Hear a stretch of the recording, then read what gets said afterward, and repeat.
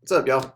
Just want to do a quick one to give an example of how to use like the stamp tool to get rid of unwanted things in your photo. Yeah, as a quote unquote straight photographer, I typically don't do a whole lot of manipulations. When I say straight photographer too, that's what it means. It's like if it's in the photo, it's in the photo. You don't usually take it out and post. But when we're making art, we're not shooting editorial. We can do whatever we want. So that includes removing objects or people or changing hue and saturation to our liking to make a better composition, to make a better work. So we're just going to touch on just two tools real quick in Photoshop. And Photoshop is, a wonder. It's a powerful tool. It's been around for quite some time. I've been using it since the 90s. Yeah, I know. Tell me about it. So there's a lot we can do, but you don't really have to do a lot to achieve a lot. So we're just going to touch on two things. We'll show one example of an image, see the final print, and then how we got there. So pour some coffee or some water or kombucha. All right, so here's an image that I took a while back. That this is the final print. This is what I want, is what I envisioned when I came across this. Just this one solemn character looking off in the distance over this open ocean at a single boat in the distance. There's something solitude about that. I love the emptiness, the big open vast seascape, the kind of gloominess, a little bit like there's a subtle gloominess in the sky in this print. And, it adds a narrative to it. And it's just focusing really on that imaginary line between the character and the object in the distance. But this is nowhere near what this image actually looked like. It is very quite different. So this is the actual original image, and you can see it's drastically different. First of all, okay, it's color. It is a digital image. I mean, we're in Photoshop, but regardless, you can do this with film by scanning it in, or I mean, it's an old school trick, but whatever. You can see it's color. It's more panned back, and there's a lot happening. There's a whole lot more happening in this photograph. Like for one, there's another surfer here, more in the distance. There's this ship. There's one literally going right through her head, which is my bad. Decisive moment, people. Wait, pay attention. I was too excited, and okay, that's fine. We can fix it in post. This is one of those instances.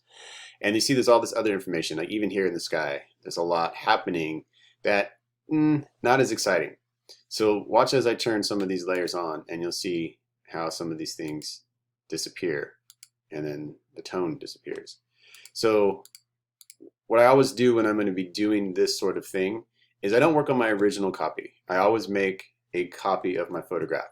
And the way you can do that is simply you have that layer highlighted, and then Command J on a Mac gives you a duplicate layer copy. So now I have two versions, and I always do this just in case. It's good to have something to come back to. So what I do now is you have a couple tools. You have the spot healing brush, and then you also have the rubber stamp tool, the clone stamp. And these are pretty much all I used in this photo. Now we can get really in depth. There's all kinds of blending and masks and all this other stuff that we can get into. But that's a different thing. We're just going to do these two, simply just these two tools, and change this photo entirely. So I'm going to zoom in. We'll show you the quick and easy one first. We're going to walk through that spot healing brush. I'm going to zoom in on this area over here, on these in the distance. These are pretty easy to take care of. So I'm going to select my spot healing brush, and the way it's set is it's on content aware up here in the menu. And it's just like, your paintbrush, any kind of brush that you used before. You can have different sizes. The larger your brush is, the more you're trying to clone out, the smaller it is. Of course, the smaller the area that you're trying to clone out. I try to keep my brush, roughly around the same size of whatever I'm cloning out, because what the program is going to do is really just look for light pixels, the same information that has that same tone, and pretty much in the proximity. And all you do is you click and paint over whatever you want to get rid of. And you can see it looks like I'm painting it this dark gray, but what happens when I let go of the mouse is they're gone. Boop. Photoshop has picked light pixels and information, and zoomed in this close, we can argue, we can tell, but once we get out of this zoom, we're really not going to be able to tell. So I'm going to go ahead and do the same thing on this boat as well, but I'm also going to include this little bit of the water, this little bit of a disturbance that's happening from them, literally being in the water, just kind of give a little extra info to take them out, and then there we are. They're gone. So I'm going to zoom back out, and I can do a quick zoom out by command and the number 0, and they're gone. Adios. See you guys. See you people. See you sailors. We'll call them sailors. I like that. Now that's great for those type of instances. And we can continue to do this for, these people back here, over here, even this is a little bit more involved, but I'm going to be cropping this. So I'm not going to be too concerned about this, but I am concerned about this arrow through our subject's face. This is a little different. So let me just show you here with my content aware spot healing brush. If I try to do the same thing, we are going to run into some issues. So I'm going to just bring it right up to the edge of her face. And when I let go, oof, whoops. Now she has a tumor. Oh, darn it. So I'm going to undo that. Command Z. There it is. And this is an instance where we don't want to use the spot healing brush. This is where we really want to get into our clone stamp. And the clone stamp it's a great tool. It's a little bit more involved, but not too difficult.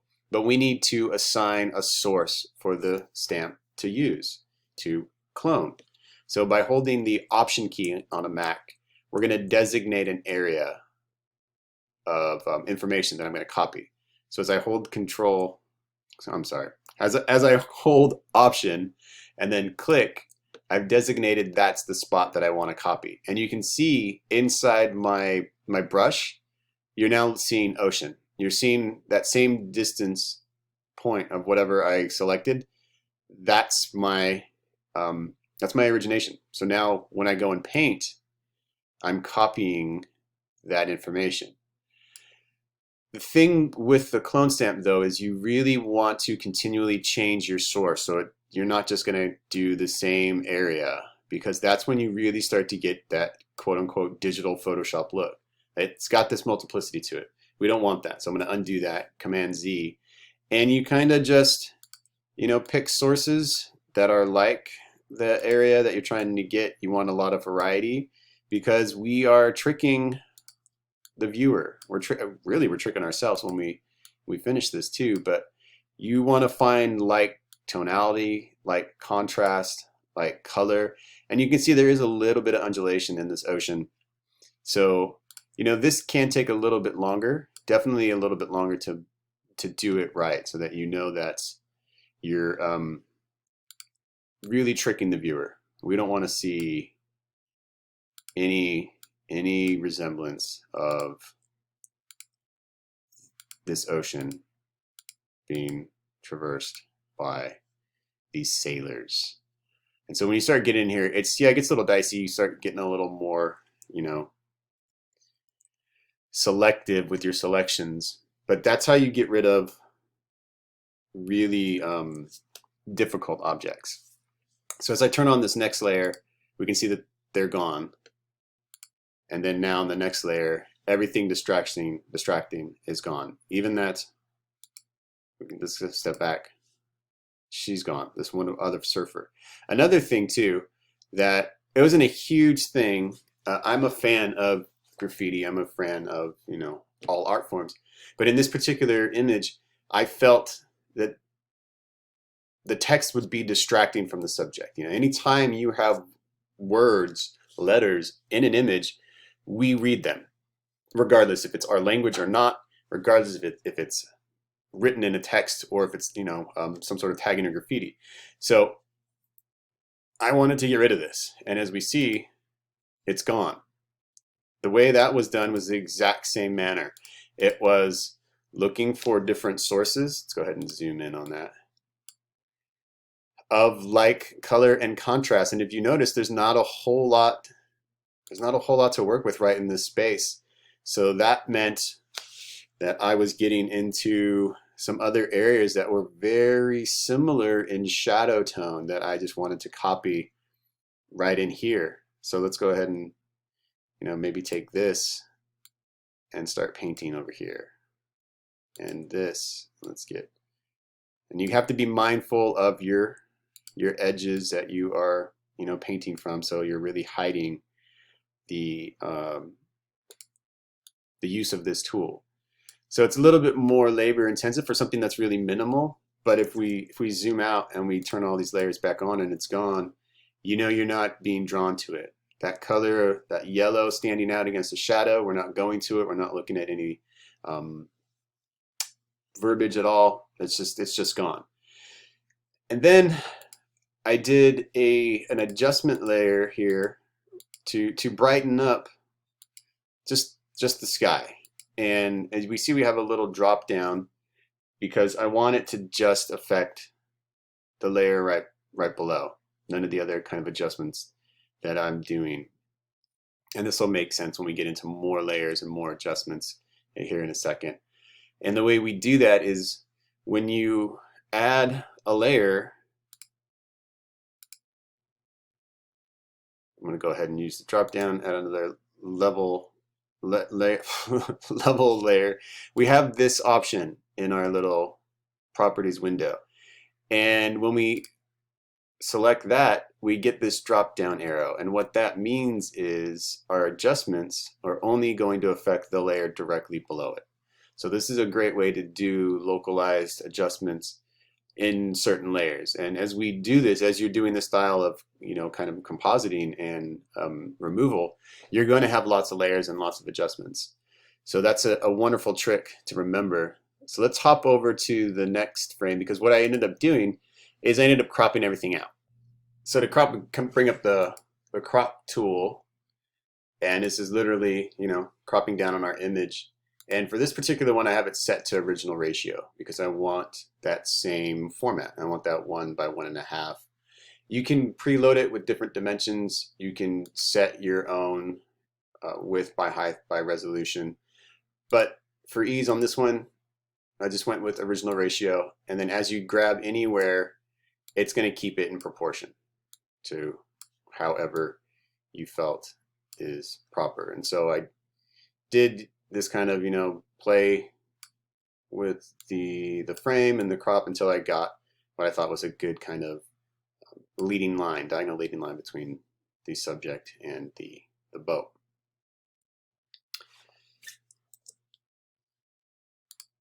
And that led us to this. So this is the cropped image after I've removed everything else. You see this also in the sky. There was that one cloud that was there. It's gone. It's 86, same format. And then also I felt that the sky here itself was a little too bright, so I wanted to make that sky a little darker. So what I ended up doing, I simply just used the rectangle tool. I selected the sky itself, and then I copied that layer just by doing a simple rectangle. And then by doing Command C, I made a copy of that. And then by hitting Command V, I then pasted it down. So with that format, I then have this floating sky that is just in the exact same spot. Without this, it's still the same thing, So on top of that, I created another levels layer. Sorry, I created a curves layer. Correct myself there. And to adjust for just the sky. I wanted the sky to be darker. And then even though I only selected part of that, I wanted to make sure that the adjustment I'm about to do is only going to affect that sky level. So as we see, we got that one indicator there. It's saying that these adjustments that I did only affect that sky. And then when we are in the mask, so creating a mask layer, we have these options in the properties. This, when we see our wonderful curve, this is where we can make the adjustments, the brightness, the shadows, the midtones. And this one mask, when we're in that, this is when we can make adjustments to our selection. So this is what we would use our paintbrush for, actually. And you want it loaded with black and white. And when we have it on black, as we paint on our sky, it's revealing the layer below. So it's essentially erasing the adjustment of the curves. And when you have it on white, it does the opposite. It's applying that adjustment of the curve. So this is where you kind of get into fine tune. When I did my selection, I selected just a little bit more than I needed. So then I came back in here with my paintbrush on black and went, along the edge here to kind of just gently clean that edge up so we didn't have that hard line even if we feathered it out. And then the last thing I did to it is I just added a black and white layer. And there it is. That is the final image there. Black and white. Wonderful. All right. There you go. A real quick kind of rundown of just 2 simple tools that can aid you in, making a perfect composition or cleaning up things you don't want. Again, when we're doing art, we got carte blanche. We can make our images however we want. So if there's things in the background you don't like, take them out. Add things. Just those 2 tools alone are ones I use quite frequently, which is a surprise to a lot of people because, I'm a documentary style. People don't expect it. But in images like that last one, it makes sense. And so you'll be surprised how many photos are out there that are manipulated in the easiest way. All right, that's it. Enjoy those tools. I think it's lunchtime. I know it's lunchtime.